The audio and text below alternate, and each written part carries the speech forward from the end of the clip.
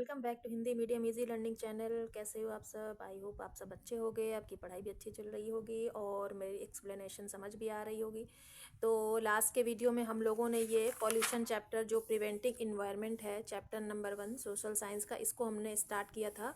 और इसमें आपको मैंने बताया था टाइप्स ऑफ पॉल्यूशंस के बारे में, जो कि 4 टाइप्स के पॉल्यूशन होते हैं, जिसका मैंने एक्सप्लेनेशन दिया था। और उसके कॉजेज़ क्या क्या हैं, वाटर पॉल्यूशन के कॉजेज़ क्या हैं, साउंड पॉल्यूशन के कॉजेज़ क्या हैं, लैंड पॉल्यूशन के कॉजेज़ क्या हैं। तो इन सब का कॉजेज़ हम लोगों ने लास्ट के वीडियो में एक्सप्लेन किया था।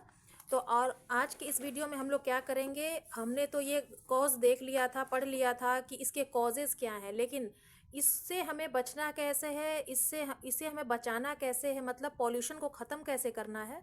तो इसके बारे में आज हम लोग इस चैप्टर में पढ़ेंगे, जो कि चैप्टर बड़ा नहीं है, छोटा ही है, लेकिन इसे हमें कंप्लीट करना है आज। तो कॉजेज़ हमारे हो गए थे और आज हम लोग इसके प्रिवेंशन के बारे में पढ़ेंगे। तो चलिए स्टार्ट करते हैं आज का ये वीडियो। तो सबसे पहले हम लोग पढ़ लेते हैं प्रिवेंशन ऑफ पॉल्यूशन, मतलब पॉल्यूशन से कैसे बचा जाए। हम लोग क्या कौन कौन से तरीके से हम लोग पॉल्यूशन से बच सकते हैं और पॉल्यूशन को ख़त्म कर सकते हैं। तो यहाँ पर दिया गया different types of pollution harm the environment, मतलब ये जो अलग अलग तरह के हम लोगों ने पॉल्यूशन के बारे में पढ़ा है, land pollution, water pollution, noise pollution, तो इससे हमें क्या क्या हार्म होता है, हमारे इन्वायरमेंट को क्या हार्म होता है, ये इसमें पढ़ना है। We must follow environment friendly practices to prevent pollution and save the earth, मतलब कि हमें उन सब चीज़ों को फॉलो करना होगा जो हमारे इन्वायरमेंट के लिए फ्रेंडली हैं, मतलब हमारे इन्वायरमेंट के लिए अच्छे हैं। तो to prevent pollution and save the earth, तो इस पॉल्यूशन को हटा करके ही हम अपने अर्थ को बचा सकते हैं, मतलब सेव कर सकते हैं। तो फर्स्ट वन हमारा यहाँ पे पॉइंट है, हमारा first one, plant more tree as they reduce the amount of harmful gases in the air, मतलब हम ट्रीज़ को ज़्यादा से ज़्यादा लगाएंगे तो उससे क्या होगा, जो हमारे एनवायरनमेंट में हार्मफुल गैसेज हैं, हमारे एयर में हार्मफुल गैसेज जो हैं, उनका जो अमाउंट है एयर में रिड्यूस हो जाएगा, मतलब कम हो जाएगा।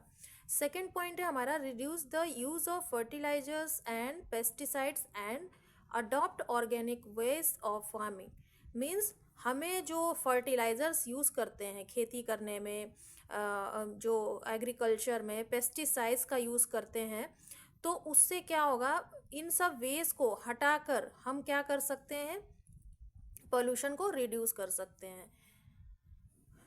थर्ड वन है हमारा, replace the use of plastic bags with paper and cloth bags. तो हम लोग को क्या करना चाहिए, थर्ड पॉइंट में हम लोग को जो प्लास्टिक बैग्स होते हैं उनको हटा देना चाहिए बिल्कुल, उसकी जगह पर हमें क्या लाना चाहिए, paper and cloth bags. Paper का जो बैग्स आता है ना, उसे हमें यूज़ करना चाहिए। प्लास्टिक्स तो बहुत ही ज़्यादा जहरीला होता है हमारे इन्वायरमेंट के लिए। बहुत से लोग प्लास्टिक्स को पानी में फेंक देते हैं, जिससे पानी जो होता है हमारा पॉल्यूट हो जाता है। तो इस वजह से हमें प्लास्टिक्स को बिल्कुल भी यूज़ नहीं करना चाहिए।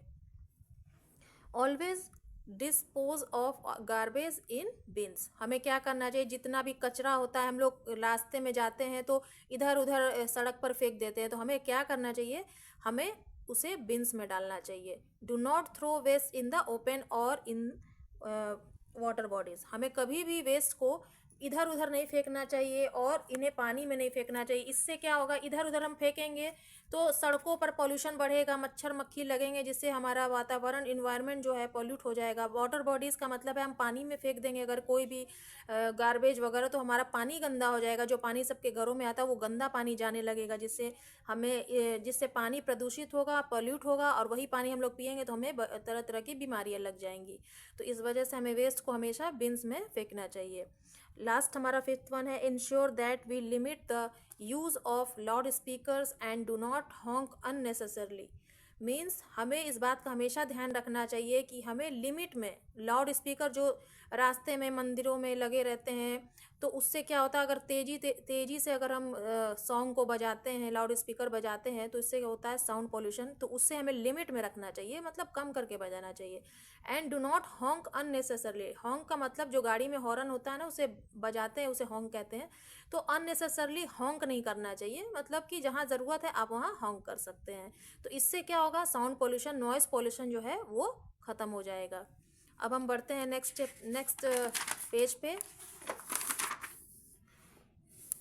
नेक्स्ट हमारा आता है waste and waste management. Means जो गंदा हम लोग निकालते हैं, कचरा निकालते हैं, उसे कहाँ फेंकना है, उसका मैनेजमेंट कैसे करना है, इसके बारे में इसमें हमें पढ़ना है। We use a lot of things in a day. हम लोग बहुत सारी चीज़ें एक दिन में यूज़ करते हैं। We eat fruits, where does the peel go. We sharpen pencils, where does the pencil shaving go. We drink soft drinks, where do the plastic bottles go. Means हम लोग जो फ्रूट्स खाते हैं उसके पील्स कहाँ जाते हैं। हम लोग पेंसिल शार्प करते हैं तो उसके जो छिलके पील्स निकलते हैं वो हम कहाँ फेंकते हैं। वी ड्रिंक सॉफ्ट ड्रिंक्स, हम लोग सॉफ्ट ड्रिंक्स पीते हैं। Where do the plastic bottles go, हम लोग उसके प्लास्टिक्स को कहाँ फेंकते हैं। They all go in dustbin as waste. तो हमें इसे कहाँ फेंकना चाहिए, डस्टबिन में एज वेस्ट फेंक देना चाहिए। The things that are not of our use any more are called waste. ये सब चीज़ें जो हैं हमारे यूज़ में जो नहीं होती हैं उन्हें हम कहते हैं waste. There are two types of waste. दो टाइप के वेस्ट होते हैं हमारे, बायोडिग्रेडेबल एंड नॉन बायोडिग्रेडेबल। ये जो पॉइंट आपका आ रहा है वेस्ट के बारे में, बायोडिग्रेडेबल और नॉन बायोडिग्रेडेबल के बारे में, ये बहुत ही इंपॉर्टेंट पॉइंट है, इसको आप हमेशा ध्यान में रखिए। Things that easily rot and get mixed with the soil such as leaves, paper and vegetable peels are called biodegradable waste. Biodegradable waste का मतलब जो हमारा मिट्टी में, सॉइल में मिक्स हो जाता है, मतलब गलने के बाद मिक्स हो जाता है। जैसे कि लीव्स हो गया, पत्ते, paper and vegetable peels are called biodegradable waste हैं। आप इनको मिट्टी में डाल देंगे, पेड़ पौधे के बीचों में डाल देंगे तो ये सब गल कर मिट्टी में मिक्स हो जाते हैं, तो ये बायोडिग्रेडेबल वेस्ट होते हैं। Things that take years to rot and get mixed with the soil and thus remain in the environment for long are called non-biodegradable waste। जो चीज़ें काफ़ी मतलब सालों लग जाते हैं उनको मतलब ख़राब होने में, सड़ने में या मिट्टी में मिक्स होने में, और remain in the environment for long time, बहुत समय तक हमारे इन्वायरमेंट में मतलब रहते हैं, इसी तरह रहते हैं, उनको कहते हैं नॉन बायोडिग्रेडेबल वेस्ट। मतलब जो गलते नहीं हैं, वैसे क्या वैसे रहते हैं काफ़ी लंबे समय तक, तो उनको हम कहते हैं non biodegradable waste. Plastic and aluminium are some examples of non biodegradable waste.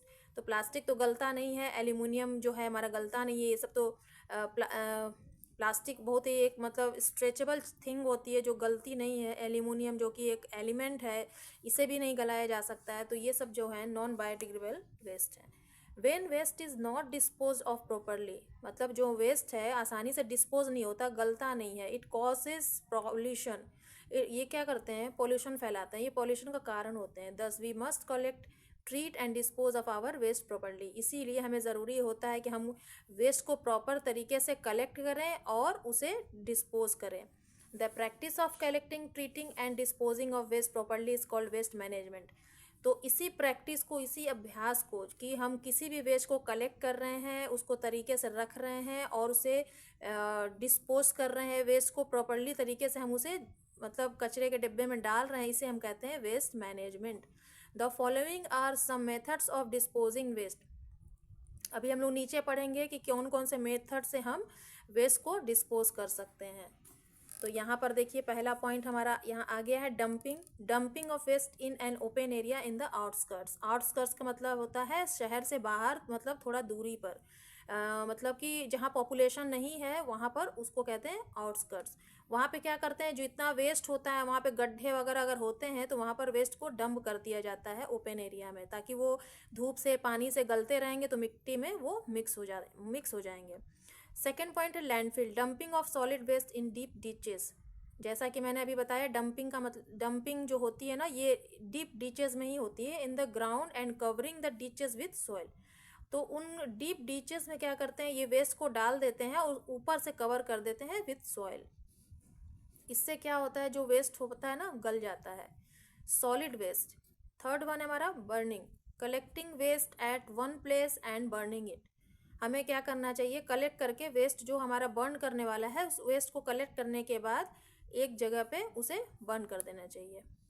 Last है composting, collecting biodegradable waste in a pit and covering it with soil to form manure. Composting का मतलब होता है यहाँ बायोडिग्रेडेबल जो waste होता है ना हमारा, सब्जियों का छिलका है, लीव्स है, पेपर्स है, इनको क्या करना चाहिए, हमें एक जगह रख देना चाहिए और उसके बाद हमें जैसे पेड़ पौधे में डालना है तो मिट्टी में आप डाल देंगे तो वो धीरे धीरे मैन्योर हो जाएगा, मिट्टी में मिक्स हो जाएगा, क्योंकि ये बायोडिग्रेडेबल वेस्ट होते हैं। However, all these methods are not very safe ways of disposing waste. जैसा कि ये सब मेथड्स जो है ये बहुत मतलब are not very safe ways, ये सब मतलब सेफ तरीका नहीं है, लेकिन इसे डिस्पोज किया जा सकता है. Thus we must look for ways to reduce our waste and not use on non biodegradable goods. और वी मस्ट लुक, हमें ये भी देखना चाहिए कि कौन से तरीके से हम वेस्ट को रिड्यूस कर सकते हैं, और जो चीज़ हमारे नॉन बायोडिग्रेडेबल गुड्स हैं उनको हम कैसे मैनेज कर सकते हैं, किस तरह से हम उनको ख़त्म कर सकते हैं.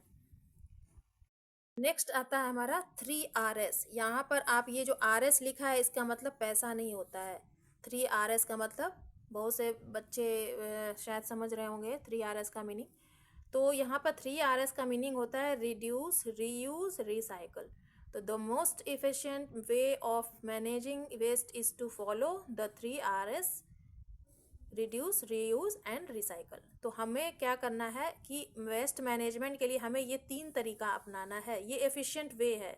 यहाँ पर ये मैंने बताया अभी कि ये ज़्यादा सेफ नहीं है डिपोजिंग वेस्ट के लिए. तो इससे बेहतर है कि हम इन तरीकों को अपनाएं, रिड्यूस करें, रीयूज़ करें और रिसाइकल करें. यहाँ पर ये जो पिक्चर दी गई, आप बहुत जगह पे ऐसा देखे होंगे, इस तरह की पिक्चर्स लगी रहती हैं जो कि देखने में भी बहुत ही अच्छी लगती है. तो ये हमारा 3RS की पिक्चर है.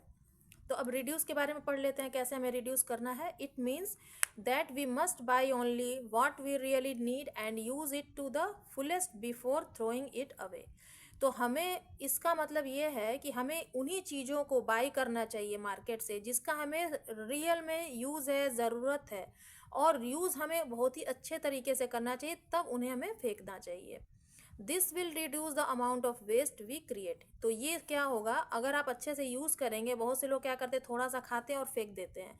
तो ऐसा नहीं करना. आपको जितना खाना है उतना ही आप ले करके खाइए, उतना ही यूज़ कीजिए, और बाकी जो बचे आप उसको रीयूज़ कर लीजिए. तो this will reduce the amount of waste. इससे क्या होगा, हमारा वेस्ट कम निकलेगा. अगर आप ज़्यादा खाना थाली में ले लेंगे तो उस खाने को फिर आप डस्टबिन में डालेंगे तो आपका वेस्ट हो गया. तो ये वेस्ट क्रिएट होता है, हम ही लोगों ने क्रिएट किया इस वेस्ट को. Waste we create. अब आगे बढ़ते हैं, इसके बारे में रीयूज़ के बारे में पढ़ते हैं अब हम लोग. तो रीयूज़ में क्या पढ़ना है हमें. Instead of throwing away old items like books, old clothes, toys, etc., we should donate them so that they can be used again.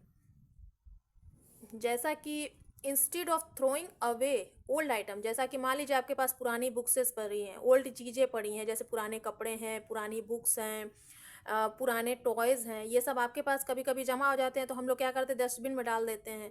तो इससे डस्टबिन में डालने से बेटर है कि आप इन सब चीज़ों को डोनेट कर दें ताकि उनको कोई और यूज़ कर लेगा. Donate them so that they can be use again. उससे क्या होगा, जिन बच्चों के पास टॉयज़ नहीं है वो टॉयज़ से खेलेंगे. जिन बच्चों के पास क्लॉथ नहीं है आप उनको क्लॉथ दे दीजिए. वो रीयूज़ का मतलब है कि एक से दूसरा कोई यूज़ कर रहा है, इसे कहते हैं reuse. Some things can be made useful in a different way. कुछ चीज़ें ऐसी होती हैं जिन्हें हम डिफरेंट वे में भी यूज़ कर सकते हैं. For example we can make dusters out of old clothes. जैसे कि हम कोई डस्टर बना लेते हैं, पुराने कपड़ों का हम लोग डस्टर बना लेते हैं घर की डस्टिंग के लिए. और we can use newspaper for wrapping. हमारे पास न्यूज़पेपर कितने सारे बचे हुए रहते हैं तो उन्हें हम रैप करने के लिए घर में न्यूज़पेपर का यूज़ कर लेते हैं. तो ये सब चीज़ें जो होती हैं ना, हम उसे रीयूज़ कहते हैं. अब हमारा नेक्स्ट आता है रिसाइकल. रिसाइकल में क्या होता है, recycling is the process of changing waste materials into new products. Recycle में क्या होता है कि बहुत सारी चीज़ों पर आप देखेंगे दिस इज़ रिसाइकलेबल, मतलब इसे फिर से आप यूज़ कर सकते हैं न्यू प्रोडक्ट्स बनाने में.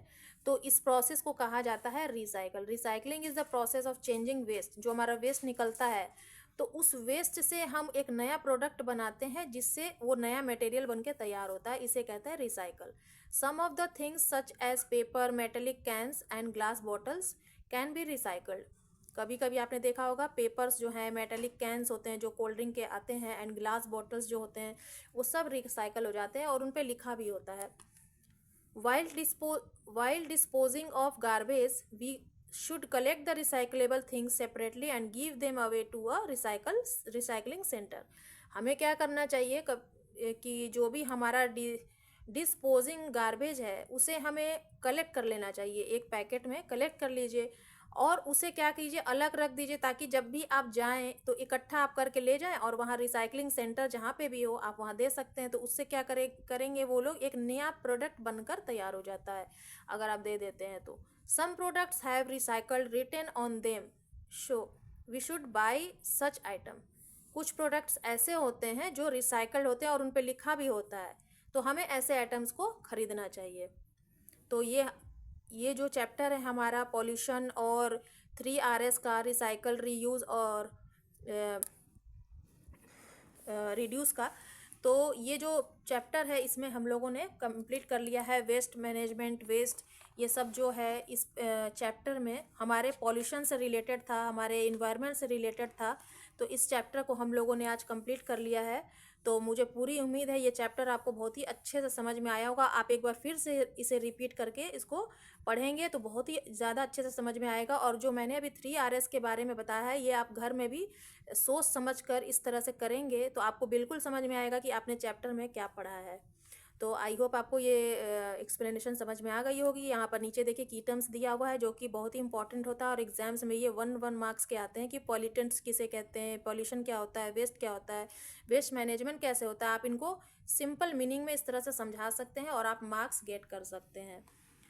तो ये एक्सप्लेनेशन का जो हमारा चैप्टर है इन प्रोटेक्टिंग इन्वायरमेंट जो चैप्टर है हमारा, या आप पॉल्यूशन चैप्टर कह लीजिए, तो ये हमारा फिनिश होता है। और नेक्स्ट वीडियो में हम लोग क्या करेंगे, हम लोग एक्सरसाइजेस कंप्लीट करेंगे और उसके बाद हम लोग न्यू चैप्टर स्टार्ट करेंगे। तो आई होप आपको ये एक्सप्लेनेशन समझ में आई है। तो वीडियो को ज़्यादा से ज़्यादा शेयर कीजिए, लाइक कीजिए, चैनल पर नए हैं तो सब्सक्राइब कीजिए, और ताकि नए नए वीडियो के नोटिफिकेशन जो हैं आप तक पहुंच जाएं। इसी वजह से मैं कहती हूँ आप लाइक कीजिए और चैनल को सब्सक्राइब कीजिए। तो चलिए मिलते हैं फिर से नेक्स्ट वीडियो में, तब तक के लिए बाय बाय।